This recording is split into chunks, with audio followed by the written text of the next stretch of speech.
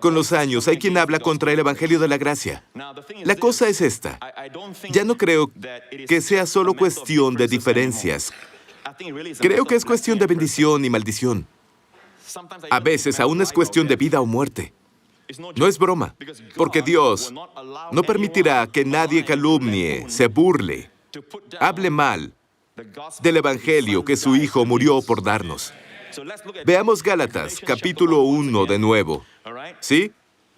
El apóstol Pablo, en su introducción a las iglesias de Galacia, ¿qué pasó con las iglesias de Galacia? Habían dejado el Evangelio de la Gracia. Escúchenme con atención. El Evangelio se llama el Evangelio de la Gracia. Algunas personas dicen, ¿crees en este mensaje de gracia? Oye, hermano, me animó el mensaje de gracia.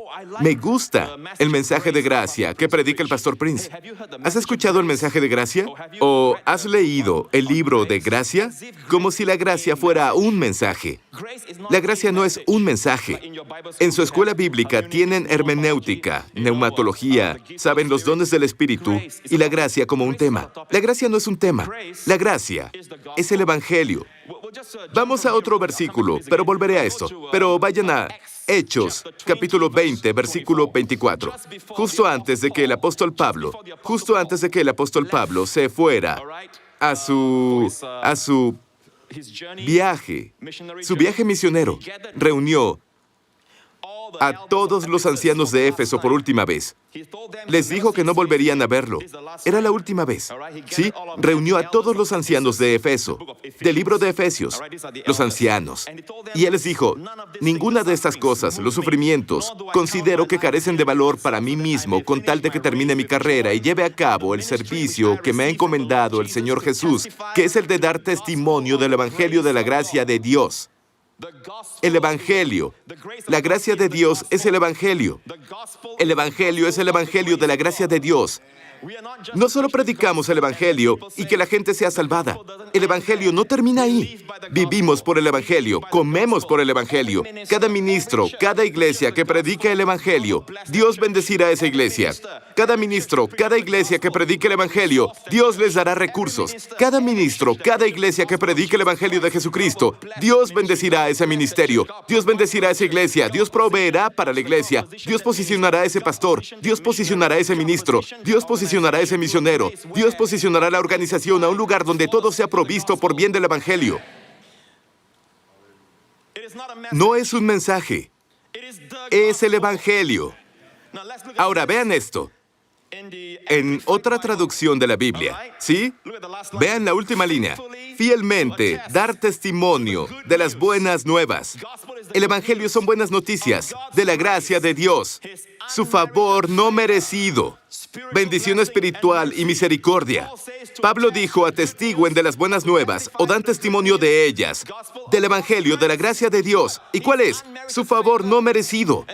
Hoy hay voces que intentan decir que la gracia no es su favor no merecido. O no solo es favor no merecido. Amigo, la Biblia dice que es favor no merecido. Su favor no merecido, que no se gana, eso es gracia. No dejes que nadie te redefina la gracia. La Biblia define la gracia. Y gracia en la Biblia es favor no merecido, no ganado. Si es por obras, ya no es gracia. Si no, la gracia ya no sería gracia. Si es por gracia, ya no es por obras. Es decir, uno no se lo gana, ¿de acuerdo? No olviden eso. Son antítesis, opuestos uno al otro. La gracia producirá buenas obras, no obras muertas. Pero la gracia en sí misma no es empoderamiento, es favor no merecido. Pero cuando la recibimos, se vuelve empoderamiento. ¿Sí? ¿Están conmigo? La gracia es el Evangelio, amigos. No es un mensaje. Unas personas dicen, bueno, no acepto este mensaje. Tengo otros mensajes en los que creo. Pero al hablar, si les dices, estás rechazando el Evangelio, dicen, no, rechazo el mensaje de gracia. No, no es así, estás rechazando el Evangelio. ¿Cómo puedes llamarte cristiano y rechazar el Evangelio? El Evangelio hoy ha sido tan deformado, torcido, hasta el punto que muchos no conocen el Evangelio. Cada vez que dices, el Evangelio es el regalo de justicia sin obras, alguien dice, ten cuidado, somos creados en Cristo Jesús para buenas obras. Sí, fuimos creados en Cristo Jesús para buenas obras, pero no fuimos salvados por buenas obras. La justicia por fe es atacada ahora. Hay personas que dicen, hay personas que creen que irán al cielo, pero con las cosas que hacen, se van a sorprender. Y un día despertarán, abrirán los ojos en el infierno. De nuevo, de pronto profesas que crees en la justicia por fe, pero luego dices, así comenzamos, no es como terminamos. Terminamos con justicia por obras. Verán, la mentalidad de muchos, el mensaje de la justicia por fe, es atacado como nunca antes. Vayan a Gálatas 1. Me asombra, me impresiona. Pablo dijo, me impresiona. Me asombra que tan pronto estén dejando ustedes a quien los llamó por gracia de Cristo. Digan, gracia de Cristo. Dios te llamó a la gracia de Cristo. La gracia de Cristo es el Evangelio. El favor no merecido de Cristo. Dios les llamó a eso. Ahora se alejan de Él para ir a otro evangelio. Hoy escucho cosas como, bueno, el evangelio que te salvó no es el evangelio que te dará la victoria. Eso acabo de oírlo en una predicación. El evangelio que te salvó no es el evangelio que necesitas. Necesitas otro evangelio. Volvamos a Gálatas 1. Veamos qué dijo Pablo por el Espíritu. Pablo dijo, en lugar de quedarse en el evangelio de la gracia, quienes sean esos judaizantes, los maestros que fueron a Galacia, enseñaban cosas como, lo que Pablo les enseñó, que son salvados por fe, por favor no merecido, y son guardados, por favor no merecido. ¿Son buenas noticias? No les guarda la fe, sino que sus obras les guardan. Nunca. La salvación es por siempre, porque nunca dependió de ti. ¿Amén? ¿Tengo la razón? ¿Cómo nos volvimos justos? ¿Al hacer justicia? No. ¿Cómo se volvió pecado Jesús? ¿Cometió pecados? Cuidado con eso.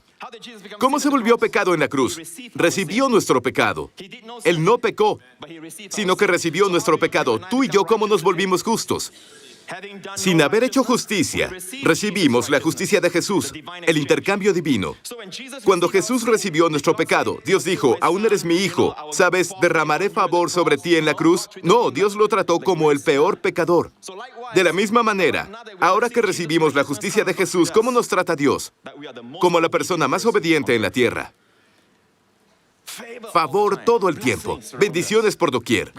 Porque Jesús tomó lo que merecíamos para darnos lo que Él merecía. Esto es el Evangelio. Pastor Prince, dígale a las personas que deben cuidar lo que hacen ahora, porque no significa que sea salvado ahora, será salvado en el futuro. ¿No es eso interesante? Lo que dicen es que nadie sabe qué pecado les costará la salvación. Les haré una pregunta. Cuando eran pecadores, ¿aún recuerdan esos tiempos? ¿Pecaban? Todo el tiempo. ¿Hacían cosas buenas? A veces. Muy bien, las cosas buenas que hacían cuando eran pecadores, ¿recuerdan cuando eran así? Unos dirán, eso fue hace mucho tiempo. De acuerdo, son muy santos ahora, ¿sí? Pero intenten recordar e imaginar cuando eran pecadores antes de ser santos. ¿Hacían cosas buenas? Sí, pero las cosas buenas que hacían, esas cosas justas que hacían, ¿cambiaban su posición como pecador? No, no podían cambiarla. Lo que el primer Adán hizo cuando cayó es tan fuerte, tan poderoso, que un pecador no puede cambiar su posición al hacer el bien, hacer lo correcto. ¿Qué les hace pensar que lo que Jesús hizo, el último Adán, que hoy somos justos luego de recibirle, pero cuando pecas y haces algo malo, vuelves a ser pecador de nuevo? Necesitas confesar y pedir perdón y luego volverte justo de nuevo. Y antes de que termine el día, pecas de nuevo. ¿Saben?